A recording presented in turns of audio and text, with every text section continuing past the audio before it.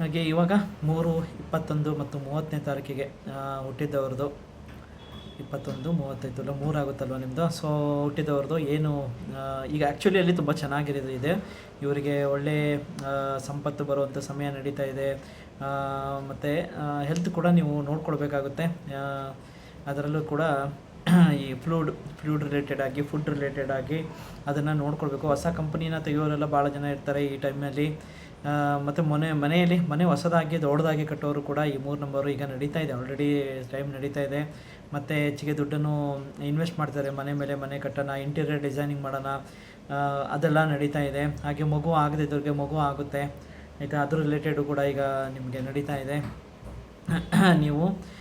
ನೀವು ಕೂಡ ದೇವ್ರದ್ದು ಏನಿದೆ ಗುರು ಬಂದು ನಿಮಗೆ ಕೃಷ್ಣನ ಒಂದು ನಕ್ಷತ್ರದಂತೆ ಕೃಷ್ಣಂದೇ ನೀವು ಮಂತ್ರ ಕೂಡ ಚಾಂಟ್ ಮಾಡಿ, ತುಂಬ ಒಳ್ಳೆಯದಾಗುತ್ತೆ.